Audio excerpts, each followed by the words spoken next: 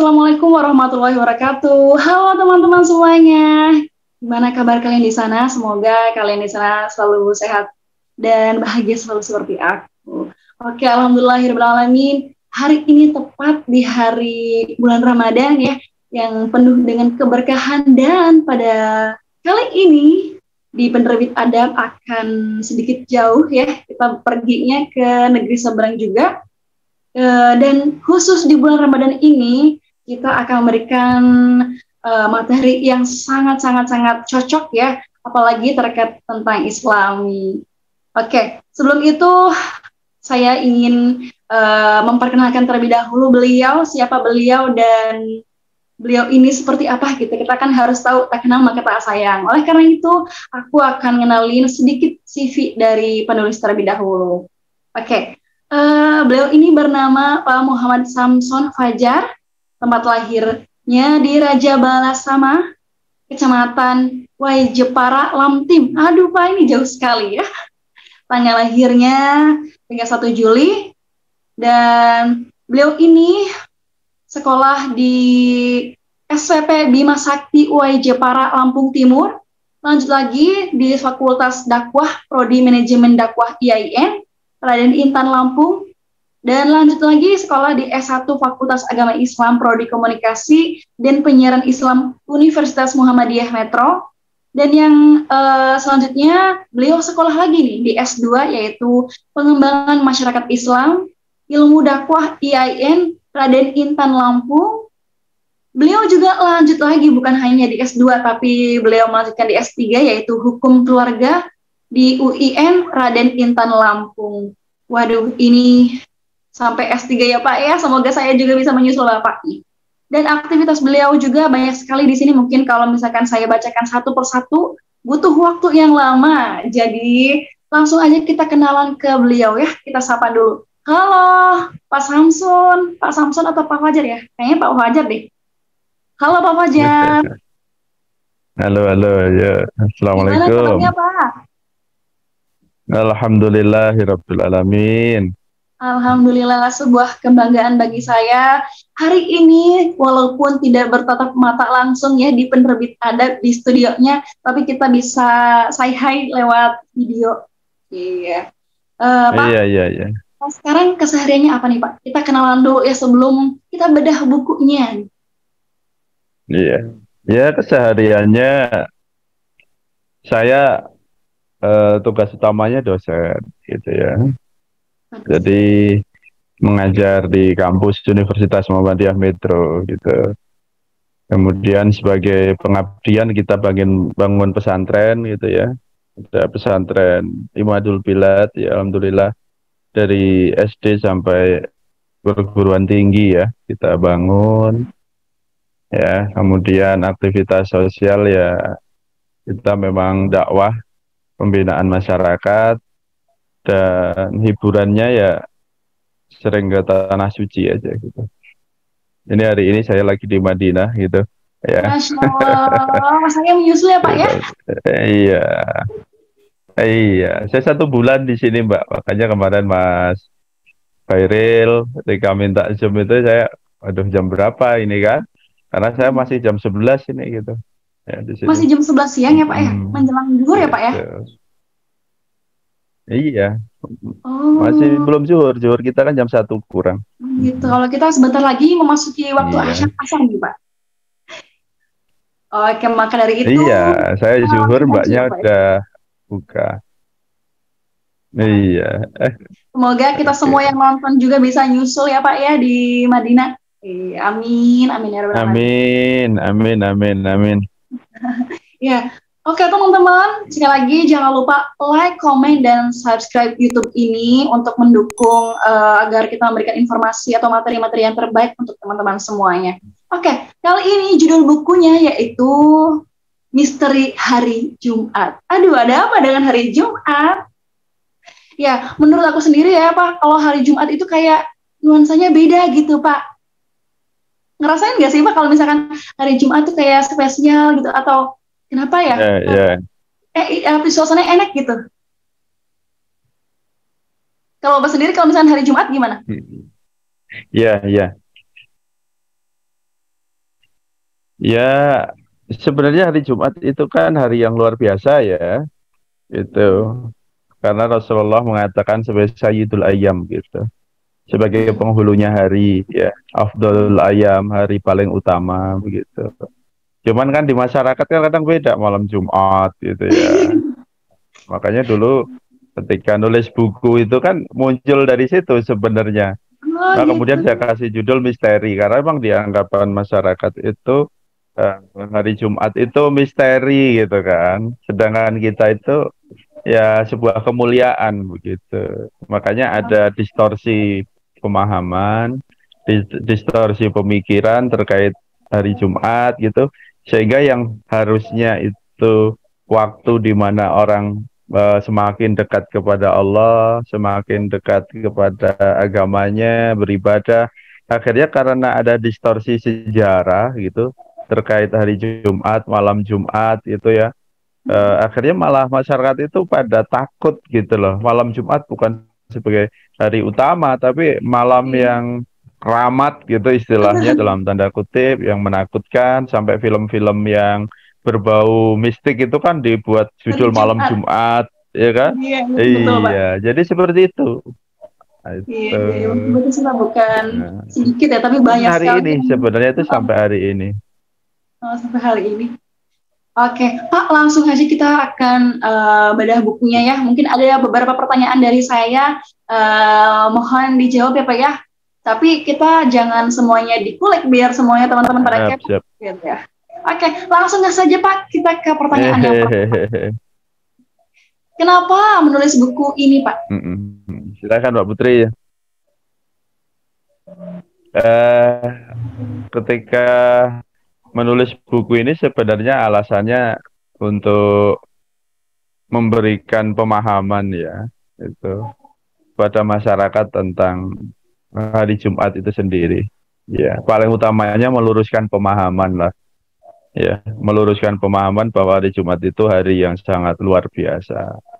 Ya, ada hadis mengatakan bahwa hari Jumat itu adalah hari diciptakannya alam semesta, ya, dan bahkan nanti alam semesta pun akan dihancurkan oleh Allah pada hari Jumat begitu, ya. Bahkan Nabi Adam pun diciptakan hari Jumat, ya, dan banyak lagi hadis-hadis yang terkait tentang keutamaan hari Jumat. Jadi saya menulis itu pengen meluruskan lah ya cara pandang masyarakat, itu meluruskan pemahaman masyarakat terkait hari Jumat itu gitu ya, supaya bener lah kembali kepada relnya gitu loh pemahaman Iya. Jangan kayak gitu Mbak Putri ya. jangan kayak misalkan jangan jangan ini di hari Jumat nanti pamali atau apa gitu, kita kan harus tahu hadisnya ya Pak ya, harus tahu ilmunya gitu ya. Iya ya, Oke Pak. harus diilmui ya, hari Jumat itu harus diilmui sehingga nanti akan benar begitu. Baik Pak, ini sudah Halo. mulai banyak pertanyaan-pertanyaan dari diri saya tentang hari Jumat nih Pak. Tapi mungkin itu mah terakhir, sesi terakhir karena ini mungkin pertanyaan utama ya Pak. Selanjutnya pertanyaan untuk Bapak nih. Sebenarnya menulis buku ini idenya dari mana Pak?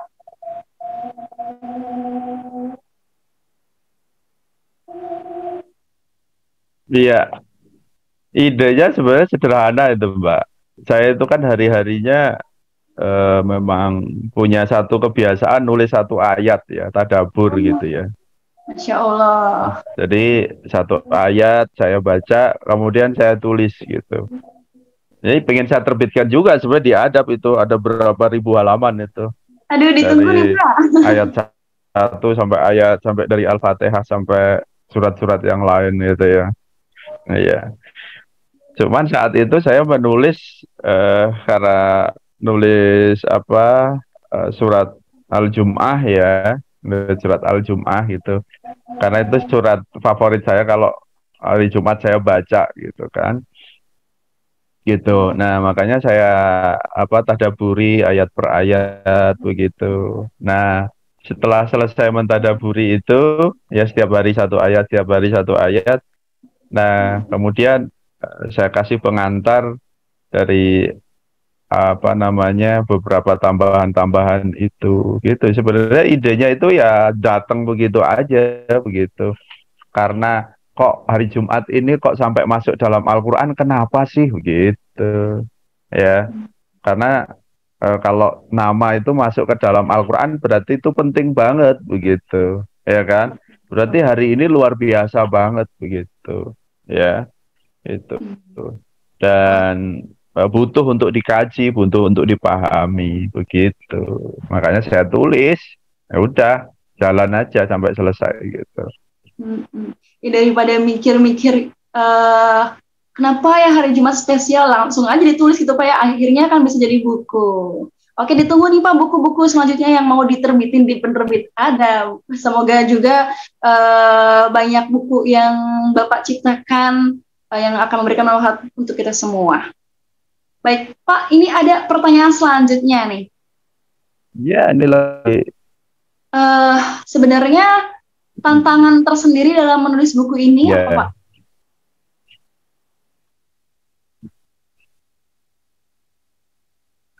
Sebenarnya tantangannya apa ya Mbak ya?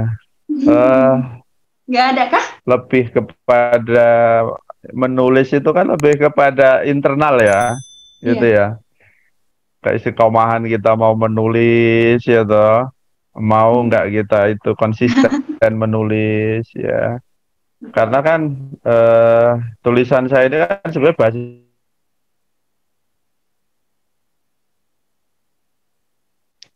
ya, tentu yang paling utama itu masalah internal begitu. Kalau masalah internal artinya bagaimana kita menjelaskan dengan sebaik mungkin gitu ya tentang hari Jumat itu berdasarkan referensi-referensi yang ada ya, bahasakan dengan bahasa yang sederhana mungkin sehingga bisa dipahami masyarakat. Jadi kalau hambatannya yang paling utama mungkin kurang konsisten aja kadang ya. Sehingga dulu itu lama banget itu nulis itu. Kalau itu ada 100 halaman lebih sebenarnya nulis paling sebulan selesai gitu ya. Tapi dulu sampai berbulan-bulan gitu di saat itu. Ya karena tidak selesai-selesai gitu. Ya karena kurang konsisten, kurang rutin saja. Tapi sekarang sudah mulai. Ternyata jadi penulis itu harus konsisten ya. Harus setiap hari memang mengasah otak. Karena dulu sebenarnya itu tulisan itu baru awal-awal saya belajar nulis gitu. Ya, iya. Jadi agak lama prosesnya, Pak. Iya, Jadi alhamdulillah. begitu. Lebih ke internal kalau menurut saya. Ya, kalau hambatan secara eksternal kayaknya enggak begitu gitu. Iya. Tapi alhamdulillah Itu Mbak Putri. sampai menulis bukunya ya Pak ya. Ya namanya juga manusia kadang tiba-tiba males, nggak mood gitu ya Pak ya.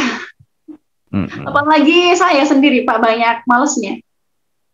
Pertanyaannya yaitu sebenarnya membahas tentang apa sih Pak buku Misteri Hari Jumat ini? Pembahasannya apakah tentang hari Jumat saja atau diselipin juga materi-materi yang lain gitu? Oke, sebenarnya tidak hanya hari Jumat gitu ya. Karena kalau saya membagi isi daripada apa namanya buku ini kan pertama tentang memahamkan kembali hari Jumat itu gitu ya, gitu. Bahwa hari Jumat itu adalah hari yang sangat istimewa gitu. Ya toh? Betul, Pak. Luar biasa itu Pak. Pada aspek pribadi ya, meninggal hari Jumat aja husnul khotimah loh. Masya Allah. Ya.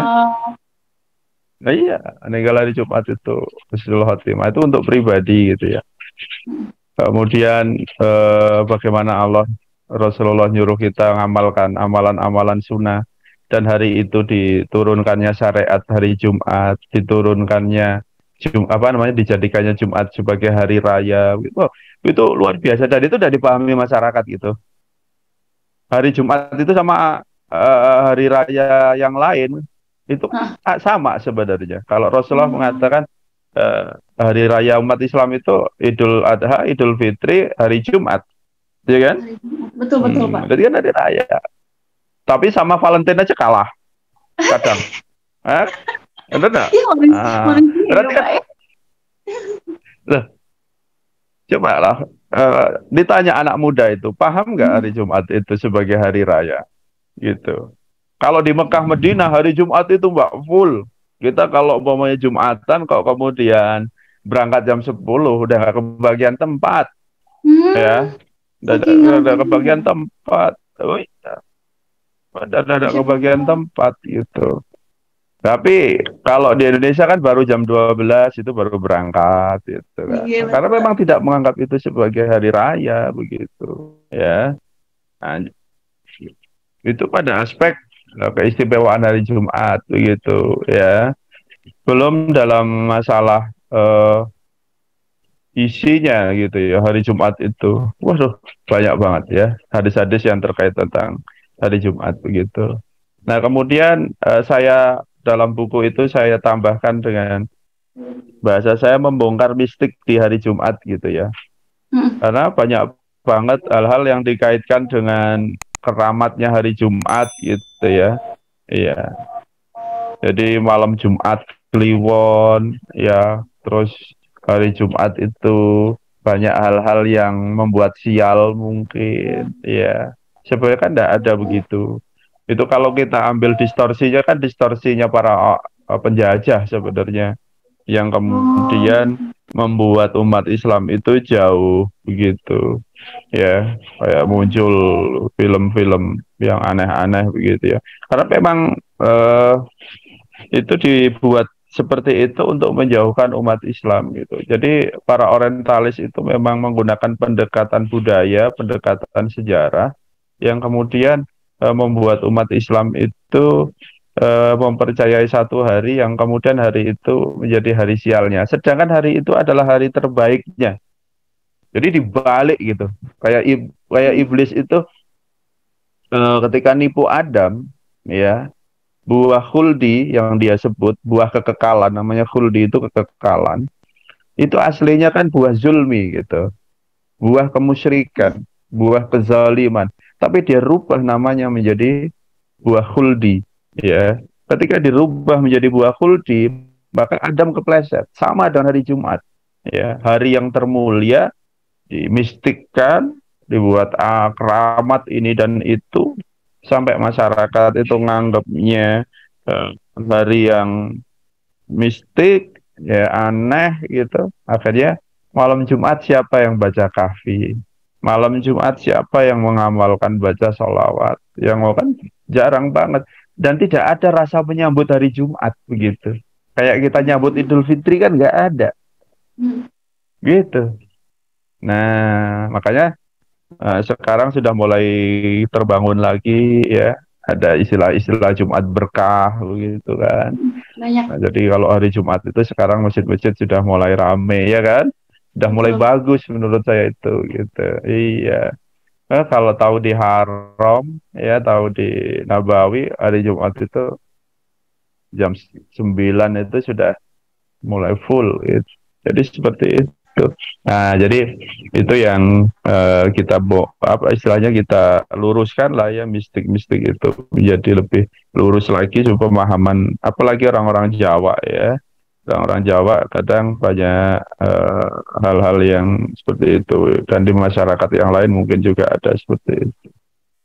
Ya, jadi sholat Jumat itu instrumen peradaban itu ya. Karena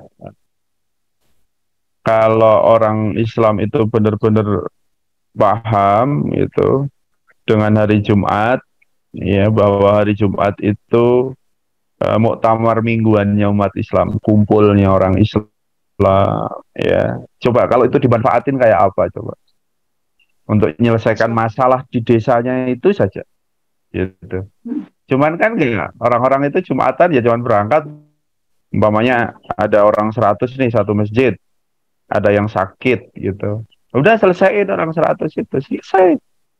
Ada yang nggak bisa sekolah, selesaiin di masjid dari itu, selesai gitu. Ya.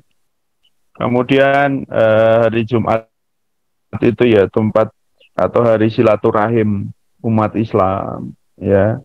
Bahkan hari intelektualnya umat, gitu, intelektualnya umat Islam begitu. Karena ada khutbah, ya, ada khutbah, gitu, ya.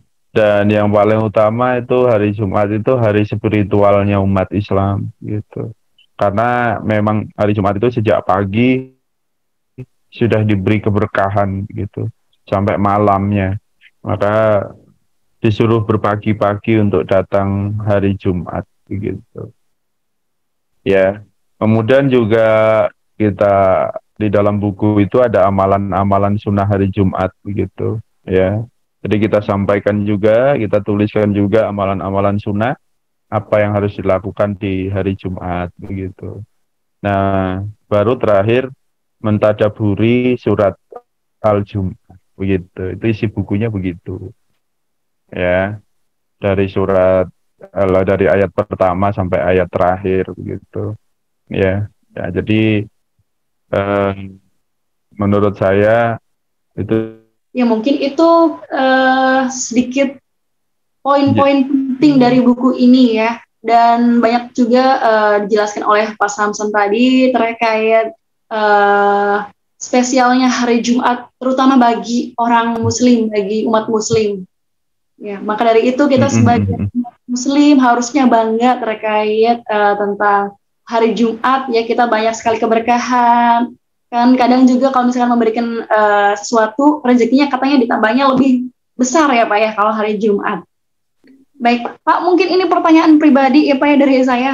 Saya sendiri kan dari orang kampung ya Pak ya. Biasanya orang-orang kampung ini kalau hari Jumat itu mereka bikin sesajen gitu kan, makanan, ada lauknya, terus mereka juga kayak ngituin menyan, bau-bau menyan gitu ya. Terus kayak nabur bunga di rumah gitu. Nah, kita kan sebagai yang agak sedikit mengerti terkait hari Jumat baiknya seperti apa gitu kan, mau memberikan informasi terkait hari Jumat yang baik ke orang tua kan kayak agak susah soalnya kita juga kayak menghargai orang tua. Nah, ada nggak sih Pak tips and trick buat ngasih tahu orang tua yang baiknya seperti apa gitu Pak?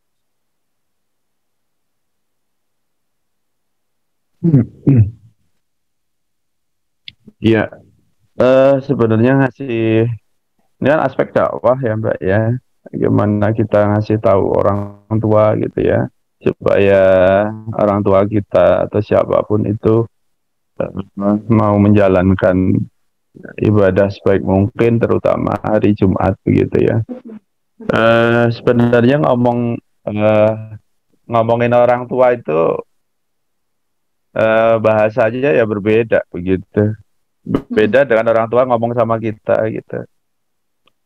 Kalau saya sederhanakan, kalau orang tua ngomong sama kita pakai bahasa perintah gitu. Tapi kalau bahasa kita ke mereka kan bahasa perintah, tapi bahasa meminta gitu. Ya, kalau atas ke bawah namanya perintah. Tapi kalau bawah ke atas namanya meminta. Gitu. Anak itu supaya pengen orang tuanya beribadah itu jangan merintahin orang tua, jangan ngajarin orang tua, tapi meminta kepada orang tua. Itu. Iya, jadi proses pengajakannya, persuasinya itu dengan cara meminta gitu, memelas gitu. Ya, artinya ada sebuah harapan dari anak begitu, orang tuanya supaya ya menjalankan ibadah. Kalau hari Jumat ya segera ke masjid karena sudah sepuh atau apa gitu kan ya. Sehingga tidak ada rasa orang tua itu digurui, tidak ada orang tua itu merasa dikecilkan, tapi dia dihormati. Wong anakku minta kepadaku kok gitu. Yang namanya minta itu kan bangga, begitu, merasa dibesarkan. Nah ini kadang anak-anak sekarang tuh gak paham bab-bab yang kayak begitu juga gitu. Ngomong sama orang tuanya minterin ya, orang tuanya kayak dikecilin gitu. Kalau Iya, orang tua ngerasa dikecilkan, akhirnya menolak begitu. Sebenarnya ada sumbatan komunikasi di situ gitu. Karena tidak tahu ya cara berkomunikasi kepada orang sepuh gitu, orang tua begitu ya. Kayak contoh kita sama Allah ya. Kita sama Allah itu kan meminta, nggak merintah kita itu gitu. Karena Allah itu adalah zat yang memberi begitu ya. Tapi kalau Allah kepada kita memerintah, ya ini kalau kita turunkan dalam konteks komunikasi dengan orang tua, maka disebut kaulan karima itu perkataan yang mulia gitu.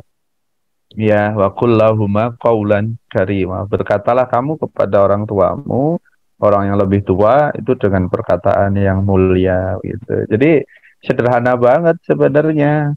Ya, memelas kepada orang tua, berharap kepada orang tua gitu ya. Jadi orang tua tuh, aku ini orang tua yang dimintain sama anak. Berarti dia bangga gitu. Ya, nanti Mbak Putri kalau udah jadi orang tua kan gitu juga gitu.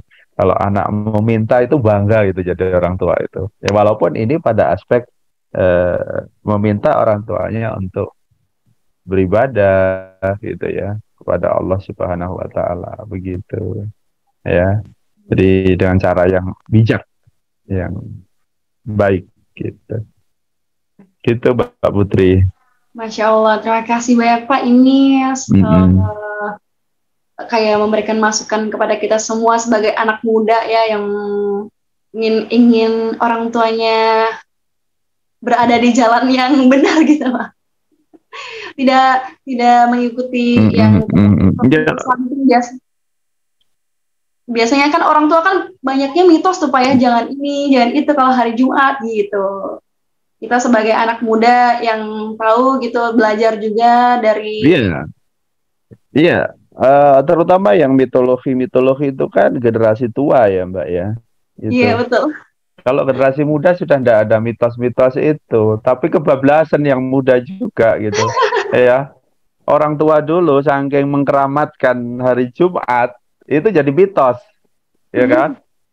Anak muda sekarang saking nggak ada keramatnya, nggak ada mitosnya, ya akhirnya hari Jumatnya hilang, itu, ya kan? Ini karena udah disibukkan dengan berbagai macam gitu, ya. Nah ini saya berharap gitu, ya semuanya bisa menarik diri menuju ke tengah gitu ya.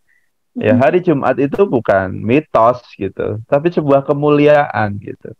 Ya, anak-anak sekarang ini kelemahannya pada aspek ritual dan spiritual masalahnya. Ya, kayaknya sudah tidak ada hal-hal yang sifatnya apa ya di dalam agama ini yang sifatnya apa eh, apa ya namanya yang mulia yang kemudian harus dihormati itu kayak sudah nggak ada anak-anak sekarang itu. Mohon maaf ya. Nah ini kita anak-anak muda harus mulai memahami etika gitu ya, adab-adab itu gitu. Walaupun dengan dunia yang bebas berdasarkan logika gitu ya, tapi semuanya kan tidak bisa dilogikakan secara totalitas begitu. Nah, ngobrol sama orang tua juga begitu, harus bisa menarik pada kerangka logika kita sebagai anak muda yang punya ilmu kepada dunia mereka yang seperti itu gitu. Jadi kalau kita menggunakan bahasa kita tentu akan bertentangan. Akhirnya orang tua mengatakan anak nggak tahu sejarah lah, anak nggak tahu adab lah, ya mau merubah ini dan itu begitu. Tapi kalau kita bahasanya baik, ya tepat, logik, begitu ya, insya Allah mereka juga nurut kok. Alhamdulillah itu makanan saya, Mbak, ngurusin orang-orang tua itu ya. Jadi jamaah-jamaah lansia saya itu banyak banget ya, karena kita juga ada program pesantren lansia begitu. Jadi pesantren lansia itu ya berharap mati dalam keadaan husnul khotimah saja gitu. Jadi kalau sudah tua itu kan begitu. Iya, jadi seperti itu. Ya sih Pak, saya sendiri sebagai Gitu anak Mbak Putri. Ya. Kalau hari Jumat, malam Jumat sama malam Minggu, ramehan malam Minggu Pak. Saking apanya itu? Iya kan? Coba saya tanya, malam Iya, minggu malamnya siapa? anak Hari muda. rayanya siapa? Bener enggak? Iya kan? Betul, Pak. Jadi sebenarnya hari libur itu hari Ahad atau hari Minggu sebenarnya? Kalau Hari dalam Minggu. Islam hari Jumat. Kalau dalam Islam hari Jumat. Hari Minggu itu hari Ahad. Mm-mm. Ini yang Oh. saya bongkar juga sebenarnya. Kalau nggak salah saya tulis juga itu. Hari Ahad itu hari pertama. Tapi di Indonesia menganggap hari pertama kan hari Senin. Betul, betul, Pak. Sedangkan dalam bahasa Arab, Senin itu Isnen, artinya dua. Ahad itu satu. Berarti hari pertama kita bekerja itu hari Ahad. Hari Minggu ya. Harusnya. Itu. Nah, Bu, iya, Minggu itu kan bahasa Belanda kalau tidak salah. Domingo artinya Tuhan. Tuhannya orang-orang sana. Itu yang diyakini oleh mereka. Makanya saya jarang menggunakan bahasa hari Minggu. Tapi hari Ahad. Begitu. Ya. Iya. Karena kenapa muncul hari Minggu? Karena memang hari kebaktian mereka hari itu, gitu Hmm. ya. Domingo itu kan artinya Tuhan mereka, begitu. Nah, maka dari hari Ahad berubah begitu, jadi hari Ahad. Maka kemudian kok kalah gitu loh umat Islam segini mayoritas gitu. Kemudian hari liburnya kok malah jadi ngikutin kelompok yang mohon maaf, iya begitu. Yang minor gitu. Ya, tapi itu sejarah saya katakan. Itu sejarah dulu ada masalah sejarah di situ gitu. Ya. Seharusnya umat Islam itu ya liburnya hari Jumat kayak zaman dulu begitu kan pernah terjadi begitu ya. Karena secara logika ya tidak masuk akal gitu. Harusnya hari pertamanya umat Islam hari Ahad, Isnin, dua, Selasa itu Salasa artinya tiga, Rabu itu Arbi'a, ya empat, Khamis itu Khomsah lima. Nah, kenapa Jumat nggak pakai nama angka? Karena pakai kata Jum'ah, artinya berkumpulnya manusia. Begitu. Baru Sabat Hmm. masuk ke angka lagi, Sab'atun, artinya tujuh.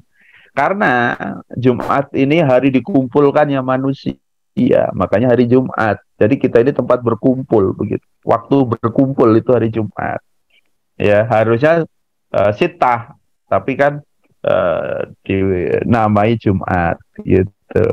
Nah, hari Ahad di Indonesia berubah jadi hari eh, Minggu begitu. Ya, wong bahasa Inggris saja free day kok.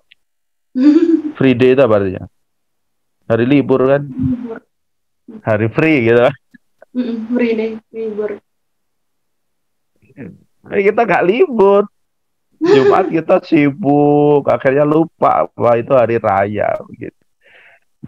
Ya banyak hal sebenarnya itu kalau mau di apa ya dikaji ya sederhana sebenarnya Mbak masalah itu tapi menggelitik pikiran saya kenapa kok umat Islam kok begini ya ketika kita jauh dari pemahaman-pemahaman itu, ya peradaban-peradaban kecil yang sudah ditorehkan oleh para pendahulu kita, kemudian kita tinggalkan, gimana umat Islam mau maju begitu? Ya dari Betul. hal-hal itu, masalah hari, masalah waktu, begitu. Ya itu. Ya karena sebenarnya ada perang peradaban begitu. Maka saya katakan hari Jumat itu instrumen peradaban. Banyak yang takut dengan hari Jumat sebenarnya. Kalau paham betul hari Jumat itu umat Islam. Ya, itu. Dikumpulkannya sebanyak begitu banyaknya orang gitu ya. Nabi Muhammad tuh dulu sejarahnya kalau hari Jumat itu menginstruksikan gitu. Hari Jumat itu khutbahnya instruksi gitu. Ya. Jadi karena tempat berkumpulnya orang ya di situ Nabi Muhammad ngomong begitu. Layaknya seorang apa namanya orator gitu. Jadi umat tergugah. Sekarang hari Jumat khotibnya naik, jamaahnya tidur. Oh, betul sih, Dari Pak. azan sampai qomat tidur semua. Ya gimana coba? Gitu loh, Mbak. Ini aduh, makanya itu menggelitik banget saya gitu kadang. Ini aduh. Jadi antara idealisme dengan realita itu ya, idealita dan realita tidak connect sama sekali sebenarnya. Keinginan peradaban Islam itu begini, tapi umatnya begini begitu. Ya, aduh. Makanya Merasa kalau mau terpukul. lebih luas baca bukunya itu deh, gitu. Ya, itu. Oke. Siap-siap. Iya. Masya Allah, ini pembahasan yang sangat-sangat menarik sekali nih Pak ya. Iya bener banget kata Bapak tadi, kalau mau tahu semuanya tentang hari Jumat, kita mengulik hari Jumat, mangga dibaca buku dari Pak Samson Fajar ini. Langsung aja nanti kita akan tulis di bio ya untuk pembeliannya, karena kita nggak bisa ngelewatin materi yang satu ini. Pokoknya ini harus banget dibaca ya. Ini banyak sekali keutamaannya dan faedah-faedahnya juga. Oke, Pak Fajar, kita lanjut lagi nih ke pertanyaan selanjutnya karena masih ada beberapa pertanyaan lagi ya Pak ya. Kalau sebenarnya kenapa sih Pak atau buku ini segmentasinya itu untuk siapa saja? Apakah untuk orang dewasa saja atau guru-guru atau anak kecil juga bisa?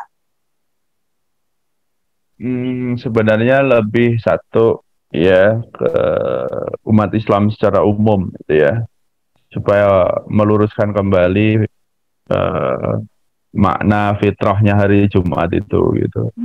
Yang kedua untuk para pengelola-pengelola masjid sebenarnya ya, supaya memahami tentang pengelolaan hari Jumat itu seperti apa, khutbah yang seperti apa, ya, kemudian mengelola jamaah seperti apa, ya, karena masjid itu kalau diberdayakan, masya Allah luar biasa itu ya, sebagai sentral peradaban begitu, ya, jadi seperti itu. Kemudian yang ketiga ya para pemuda lah kalau menurut saya, ya, pemuda-pemuda Islam yang mereka pengen belajar agama, ya, yang tergerak gitu ya, ingin memakmurkan masjid, ingin memakmurkan hari-hari Islam gitu. Itu luar biasa. Coba sih dibuat hari Jumat itu lebih keren daripada malam Minggu gitu. Ya kan? Malam Jumat malah pada sepi gitu, kayak ada genderuwo gitu kan, malah gitu. Dan seharusnya masjid-masjid itu harus rame gitu kan, isi kajian-kajian gitu kan, kemudian pemudanya bahagia, ya kayak malam takbiran gitu deh harusnya. Malam Ya. takbiran kan rame gitu ya, karena hari raya itu, hari raya gitu, gitu. Harusnya begitu. Nah ini anak-anak muda ini harus di apa ya, eh, diberi pemahaman supaya itu viral gitu loh. Sekarang ini kan Iya. masalahnya viral gak viral saja. Hmm. Valentine itu kan jadi rame karena diviralkan. Tahun baru itu rame karena diviralkan gitu. Nah, sekarang kan gimana kebaikan-kebaikan itu diviralkan. Nah, itu tugasnya anak muda Islam menurut saya begitu. Untuk memahamkan, oh malam Jumat itu begini ya, malam Jumat itu begini, malam Jumat itu begini gitu. Nah, di beberapa masjid sudah mulai gitu ya, masjid-masjid yang bagus gitu ya, kayak Jogokarian hari Jumat itu ada makanan, ada ini dan segala macam, ada kajian mau milih ini, wah semuanya datang gitu. Menurut saya itu jadi sebuah apa ya, contoh gitu ya, ada sebuah contoh gitu. Karena kalau sudah kembali ke masjid, udahlah umat Islam ini insya Allah jaya, kesejahteraan umat juga akan lebih baik gitu. Karena menyelesaikan masalah umat itu dari masjid. Menurut saya seperti itu. Ya. Gitu.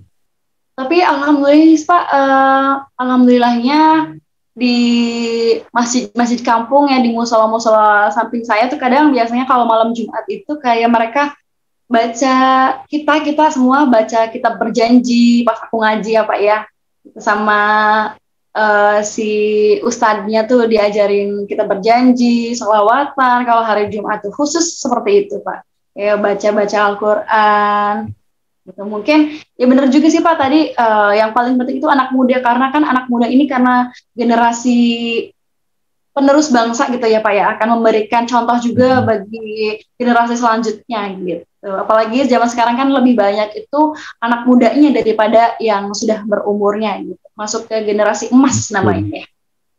Oke. Pak, Ya mungkin apapun itu dimanfaatkan. ya pasti. Nah, teman-teman, ini banyak sekali ilmu yang sudah dikasih oleh Pak Samson Fajar. Mungkin karena waktunya kita terbatas, nih Pak, kita ada satu lagi nih. Ada closing statement dari Bapak untuk kita semua. Ya, Bismillah. Artinya gini, bahwa buku yang saya tulis ini sebenarnya temanya sederhana, ya. Tapi sesuatu yang jarang dipahami oleh masyarakat gitu. Tetapi maknanya sangat besar sekali gitu ya. Maknanya sangat besar sekali.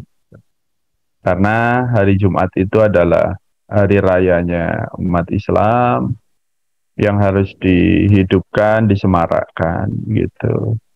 Kemudian yang kedua, Allah juga masukkan hari Jumat di dalam Al-Quran, berarti memang Allah pengen menyampaikan pesan kepada hambanya bahwa hari Jumat ini harus dimanfaatkan sebaik mungkin gitu. Ya, maka isi surat Al-Jum'ah itu begitu luar biasa. Ya, ada aspek akidahnya, ada aspek ibadahnya, ada aspek akhlaknya, bahkan ada aspek ekonominya, begitu. Ya, bahkan hari Jumat juga tidak kemudian melalaikan umat Islam itu untuk hanya beribadah, tapi fangtasiru fil ardi wabtaghu min fadlillah. Ya, bersebaranlah kamu di muka bumi, carilah rezeki Allah Subhanahu wa taala setelah kamu sholat Jumat, begitu. Ya, artinya ada prinsip keseimbangan begitu antara dunia dan akhirat begitu. Ya, di sini pesan-pesan Allah itu sangat luar biasa. Ya, saya menghimbau kepada semuanya, hari Jumat yang sudah nampak di depan mata kita itu kita manfaatkan sebaik mungkin, dan salah satu alternatif ilmunya bisa membaca buku yang saya tulis begitu. Makanya saya berharap kalau kawan-kawan pencinta ilmu insya Allah mau untuk membaca buku tersebut sebagai tambahan pengetahuan begitu. Karena memang saya melihat jarang yang nulis tentang itu begitu. Ya, jarang yang nulis tentang materi hari Jumat itu, adanya cuman apa, kecil-kecil saja, sedikit-sedikit saja biasanya ya. Jadi seperti itu Mbak Putri ya. Selamat berpuasa ya, sudah mau buka ya. Belum Mbak, aduh masih 2 jam lagi ini. 2 jam ya. Terima kasih banyak nih Pak, buat teman-teman semuanya juga. Tadi penjelasan dari Pak Samson Fajar mohon dipahami lebih baik lagi, dan apabila ada yang masih kurang greget gitu ya, bisa langsung saja baca bukunya beliau. Sebuah kehormatan bagi saya Pak, hari ini bisa langsung dengar materi yang bermanfaat bagi kita semua oleh Pak Samson Fajar. Dan selamat menunaikan ibadah puasa juga buat Bapak di sana, sehat-sehat selalu. Jangan lupa besok-besok kalau ada di Indramayu, mampir di penerbit Adab ya Pak ya. Indramayu ya? Indramayu ya? Iya. Ya, nanti tak main ke sana ya. Amin. Ya, buat teman-teman juga sekali lagi jangan lupa like, komen, dan share, karena nge-share ini memberikan ilmu juga atau informasi ke teman-teman, itu kan merupakan pahala juga bagi kita semua yang meng-share-nya gitu ya. Barangkali juga ada yang ingin ditanyakan, bisa langsung di kolom komentar. Insya Allah nanti Pak Fajar baca dan bisa jawab juga ya lewat penerbit Adab, insya Allah. Pak, mohon maaf apabila ada yang kurang dari Putri ya Pak ya. Dan mohon maaf juga buat teman-teman di sana, barangkali ada sesuatu yang kurang berkenan gitu ya, mohon dimaafkan. Bapak, sekian dari saya ya Pak ya. Sekali lagi sehat-sehat di sana, selamat menunaikan ibadah puasa, dan sampai jumpa teman-teman. Dadah dulu dong Pak, teman-teman online ya. Dadah. Assalamualaikum warahmatullahi wabarakatuh. Waalaikumsalam warahmatullahi wabarakatuh.